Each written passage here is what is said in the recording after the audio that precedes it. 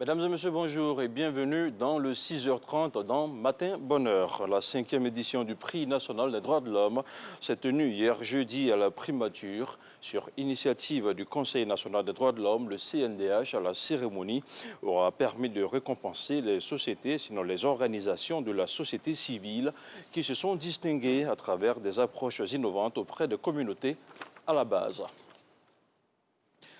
Le monde entier célèbre le 10 décembre de chaque année la journée internationale des droits de l'homme.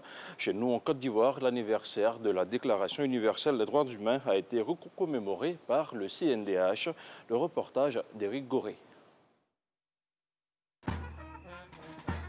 La place Figayo, place légendaire de la commune de Yopougon, vit au rythme de la célébration des droits de l'homme ce jeudi 10 décembre. Les défenseurs des droits de l'homme ont pris d'assaut cette place. Ils sont accompagnés des populations de cette commune. Objectif, faire la promotion des droits de l'homme en cette journée internationale des droits de l'homme. Namizata Sangaré, président du Conseil national des droits de l'homme, a invité toutes les populations au civisme et au respect des droits de l'homme. Le 10 décembre est l'occasion pour nous de réaffirmer l'importance des droits de l'homme dans la reconstruction de notre pays. Nous encourageons le gouvernement à poursuivre ses efforts dans la mise en œuvre des droits contenus dans la DUDH et explicités dans la Constitution ivoirienne. Mais l'État n'est pas le seul protecteur des droits de l'homme. Les droits de l'homme commencent près de chez soi. Si chacun ne fait pas preuve de civisme nécessaire pour qu'il soit respecté dans son entourage, il ne faut pas s'attendre à des progrès à l'échelle mondiale.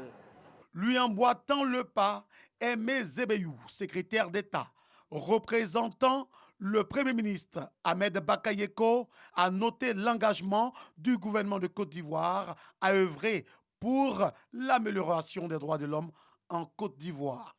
Il faut poursuivre les actions d'éducation pour faire progresser les droits de l'homme dans notre cher pays.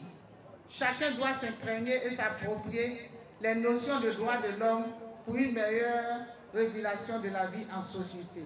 Cette célébration a pris des allures festives.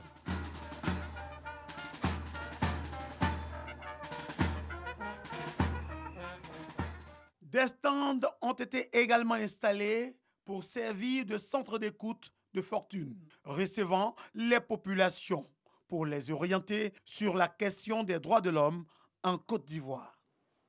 On fait à présent le point de la situation de la maladie à coronavirus. Le ministère de la Santé et de l'Hygiène publique a enregistré hier jeudi, 10 novembre 2020, 43 nouveaux cas de Covid-19 sur 1611 échantillons prélevés, soit 2,7% de cas positifs, 27 guéris et 0 décès.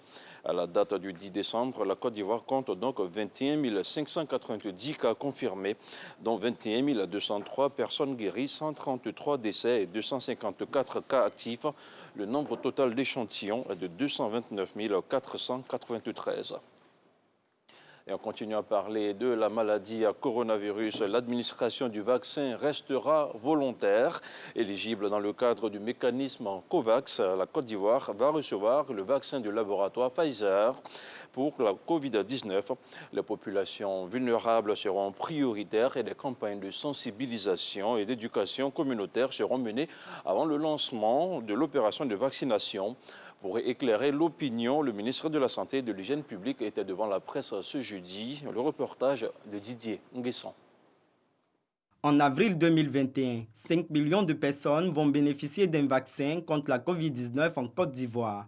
Il s'agit du personnel de santé, des forces de défense et de sécurité, des personnes âgées de plus de 50 ans, des malades de pathologies chroniques et des voyageurs internationaux.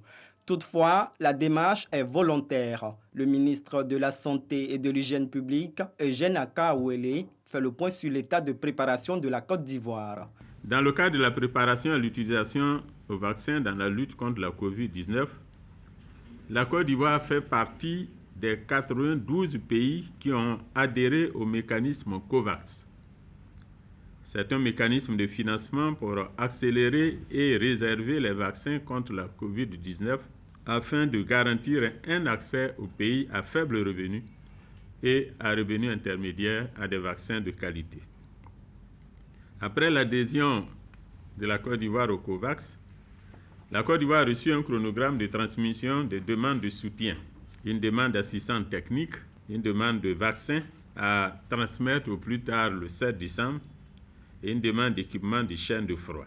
Avec moins de 5% de taux de positivité à la Covid, le pays contrôle la maladie selon les normes sanitaires. Toutefois, la prévention reste de mise avec l'option du vaccin.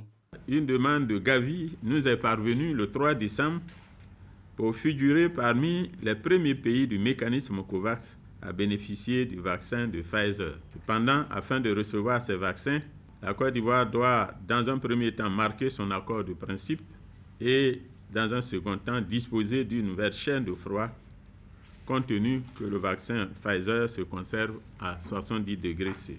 En plus du vaccin de Pfizer, le groupe de travail mis en place par le ministère de la Santé s'intéresse également aux vaccins du groupe français Sanofi, AstraZeneca de la Grande-Bretagne et ceux de la Chine et de la Russie. C'est tout pour le 6h30. L'info revient à 7h. À tout à l'heure. Exactement.